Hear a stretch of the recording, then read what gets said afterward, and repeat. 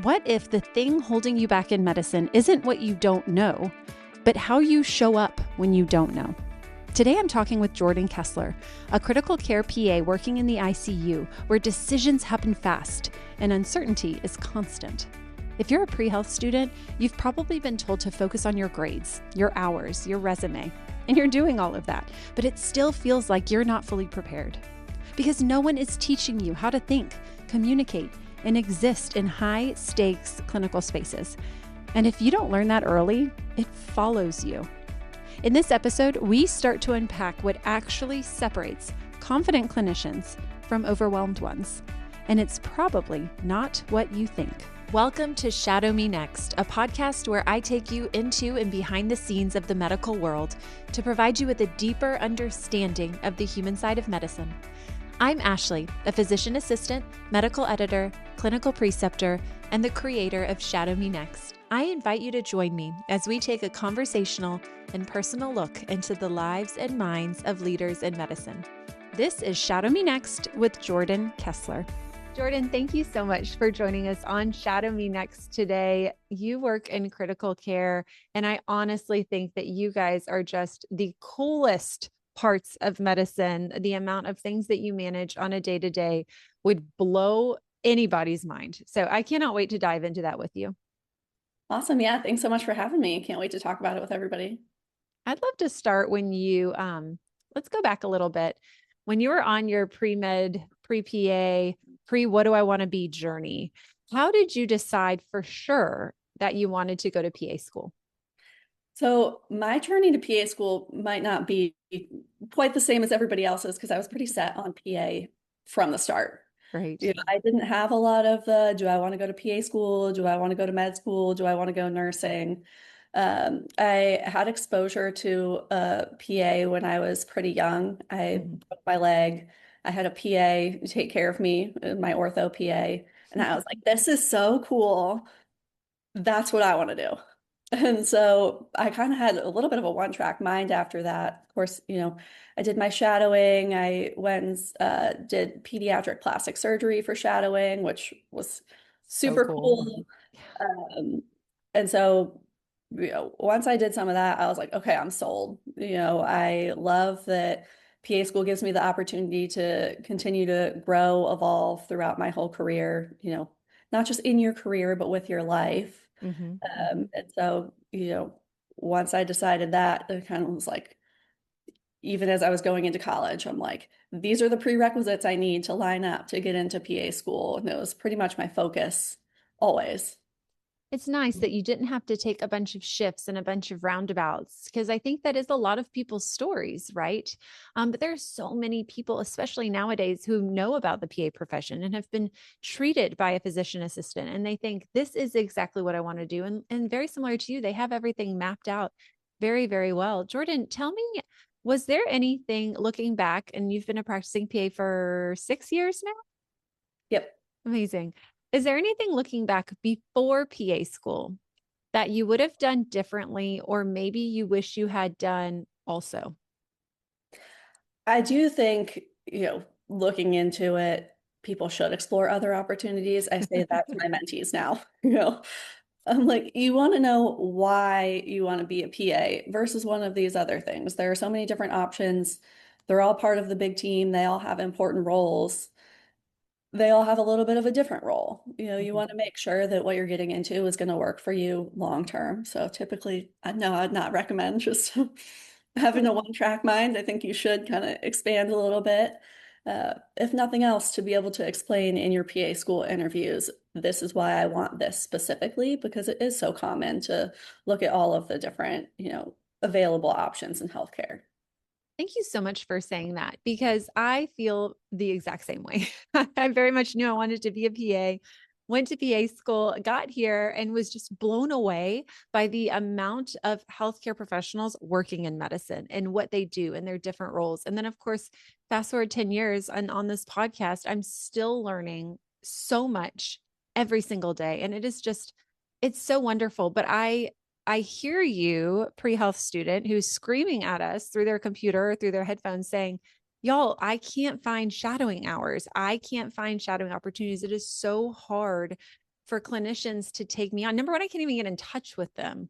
And we hear you. And that's exactly why we have established Shadow Me Next and other platforms like this, so that you can at least get an idea. Do I understand where they're coming from? Do I want to do what they're doing? Do I like the way they think about problems?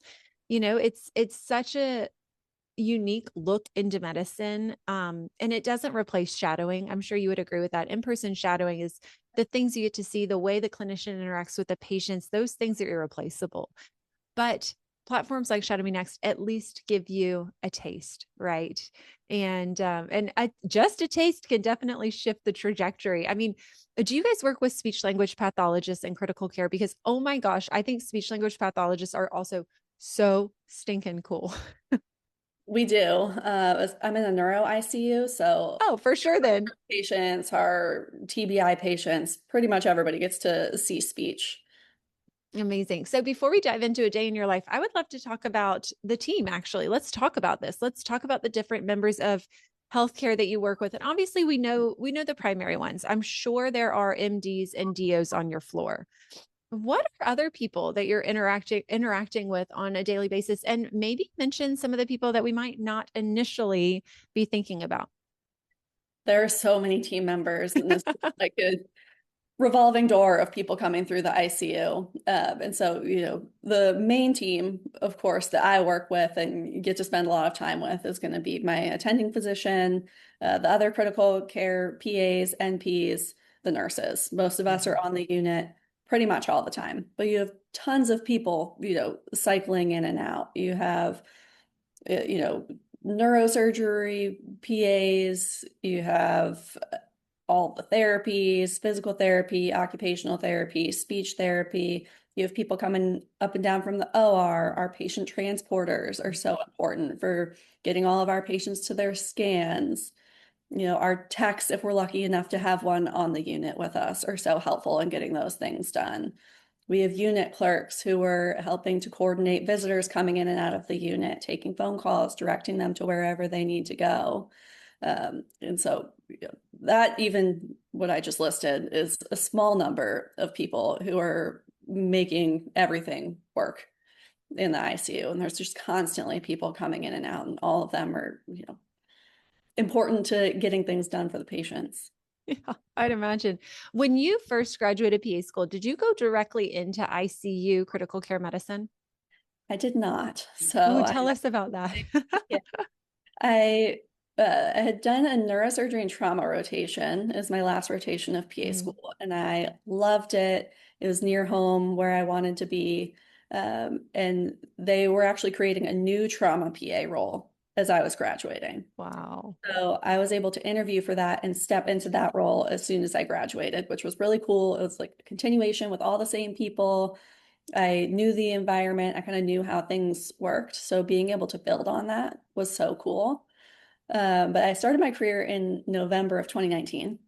So Bad very, timing. very shortly after that, COVID started. For some of my training for trauma surgery, I'd gone and spent a couple of weeks in the ICU.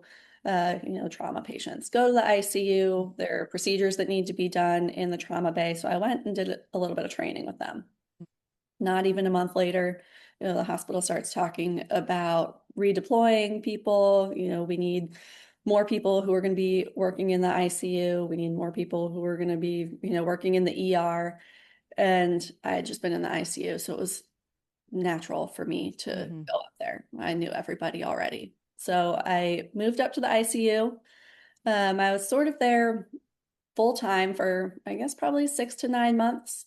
And then I was bouncing back and forth between trauma and ICU, probably for like the next year. At one point, I did end up making the switch primarily to critical care because I just loved the team environment and constantly Mm. being around everybody. And yeah, so COVID really actually changed the trajectory of my career, I would say, in a pretty positive way.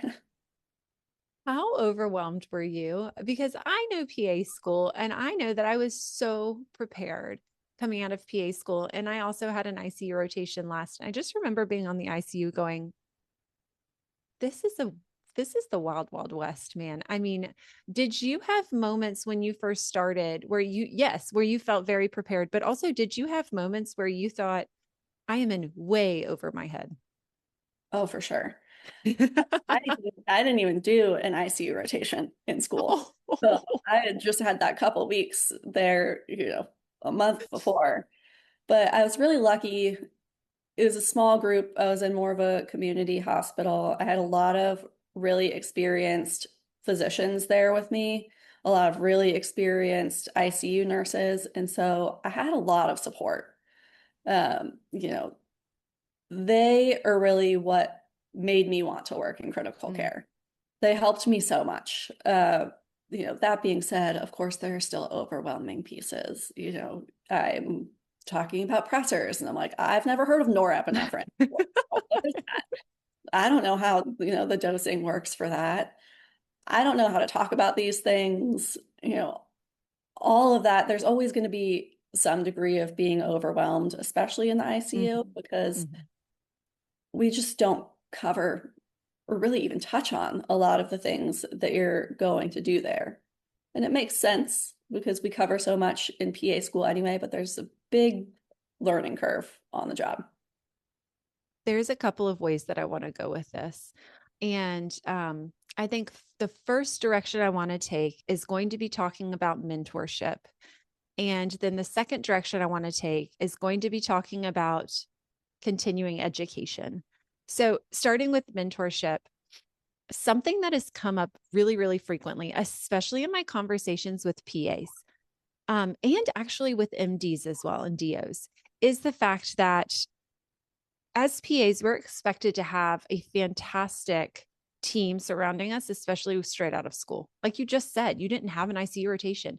You had very little training comparatively on ICU, and yet you're expected to go into the ICU. The reason we can do that is because we are trained as a generalist, but then we also have mentorship from our MDs, our DOs, our lead PAs, lead MPs there on the floor. Has critical care preserved that mentorship? Because I think there are areas of medicine where a PA shows up day one and there is no supervising anything, and you are just meant to float and figure it out. Has the ICU really been able to maintain that mentorship, especially for new PA grads? I would say yes and no.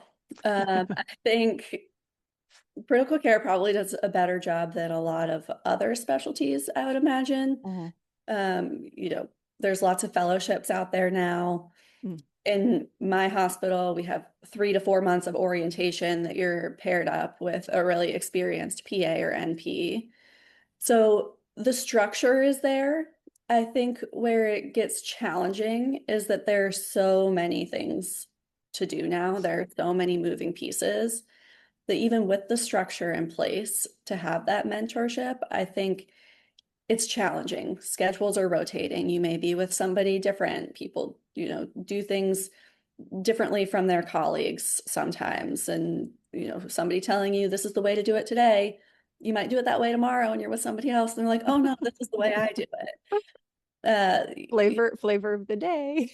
Yeah, there's lots of meetings to go to. There's lots of administrative tasks that we have now. So I think the structure stays in place for critical care, but having the direct attention and being able to give your focus specifically to your orientee can be challenging.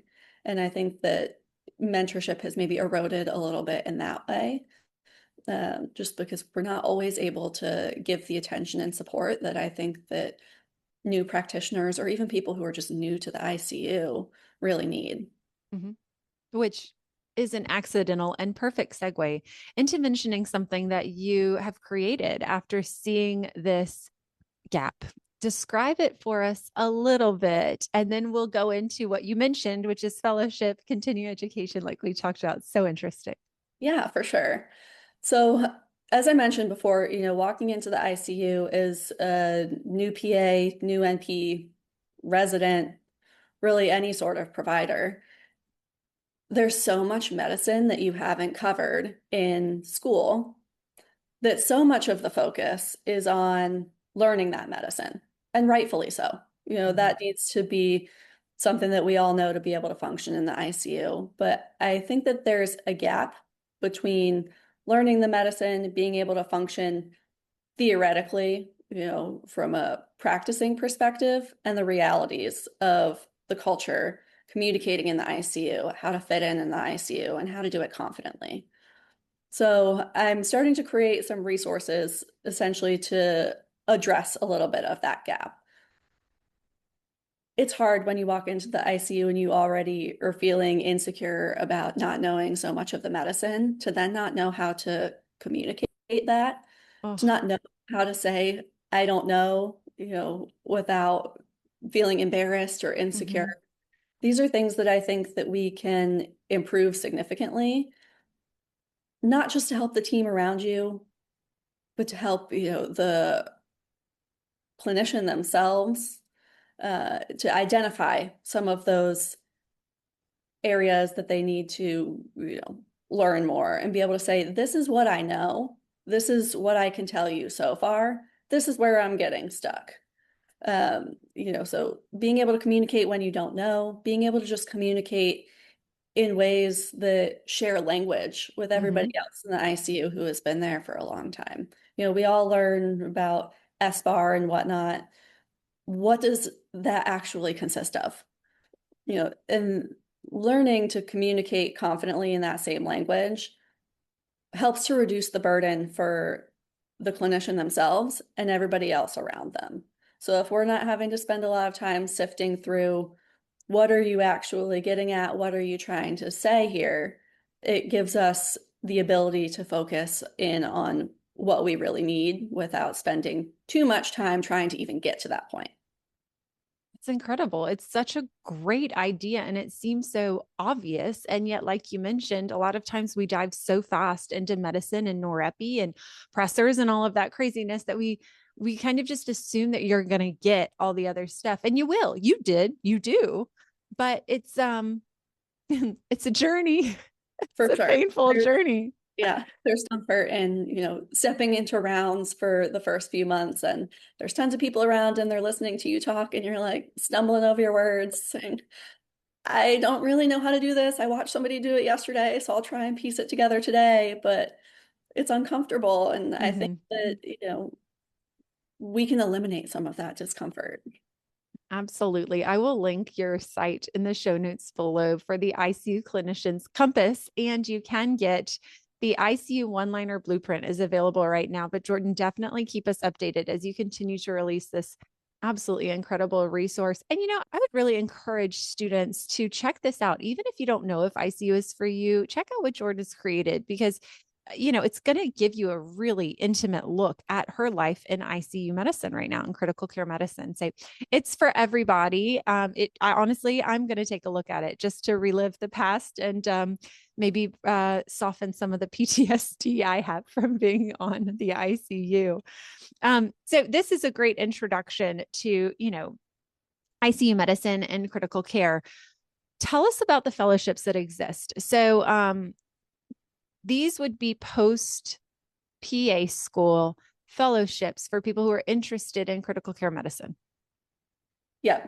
And so there are a lot more of them out there now. I know my hospital has developed one over the last couple of years, and it looks different slightly in different places. But my exposure to the one at my hospital, it's 1 year long, which I think is pretty typical of all of the critical care fellowships.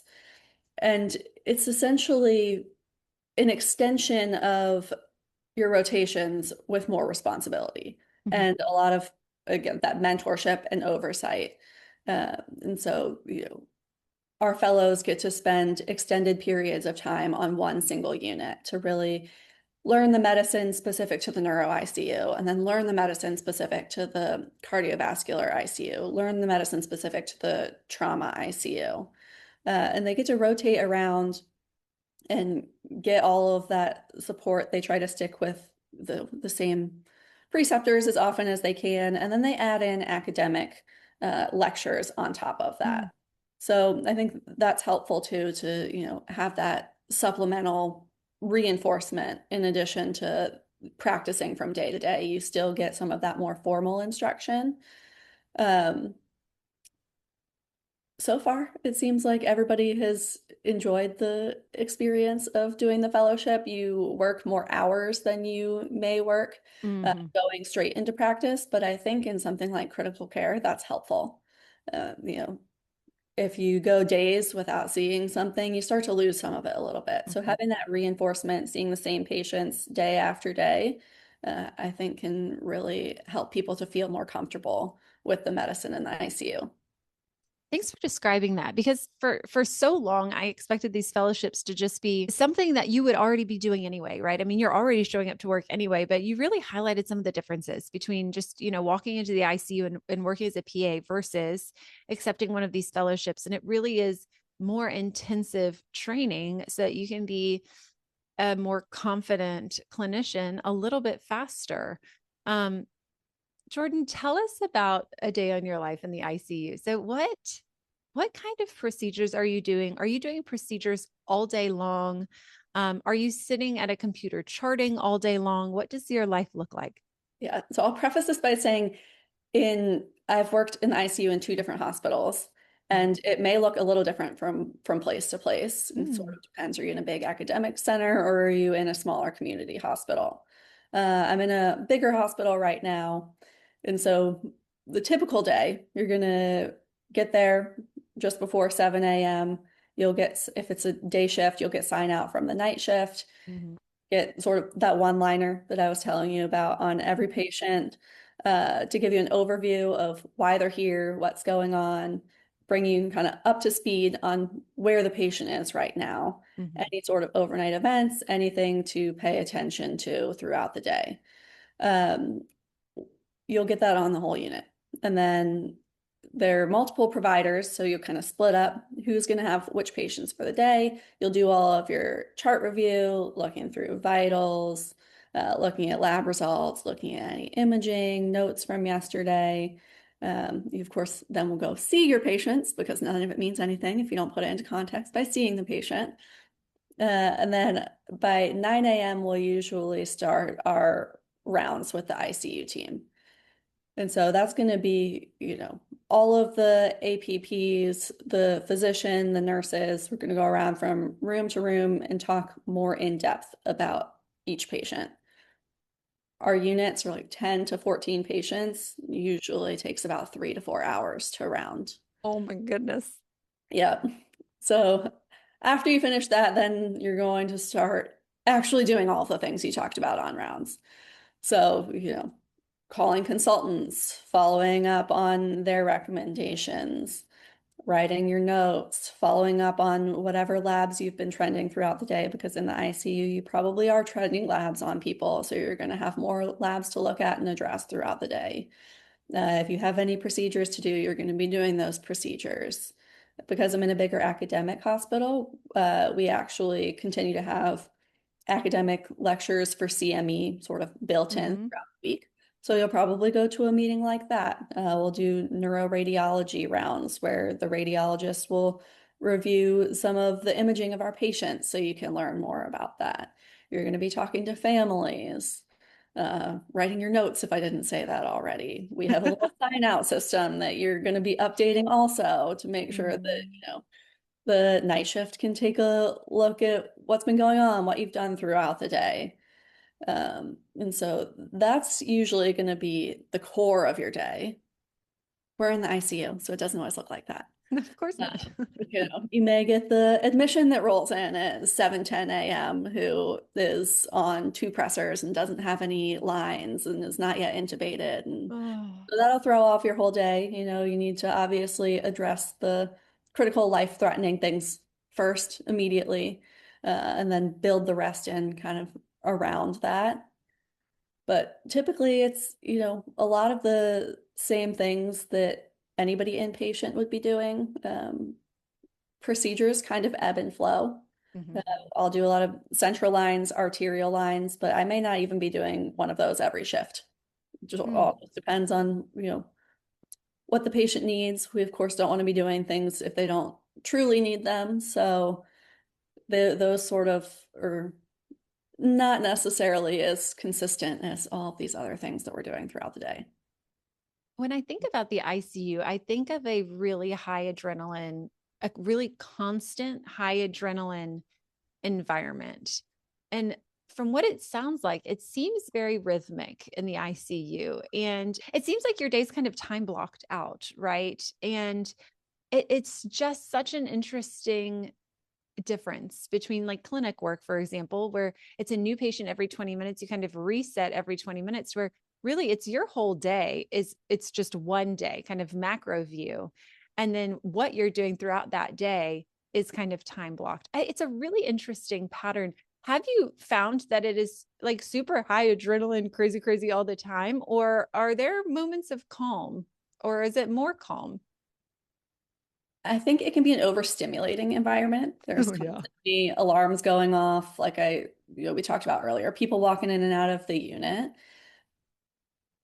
I think grounding it in some of that time blocking, some of those frameworks are what help you survive that and make sure Mhm. that, things are going as they need to.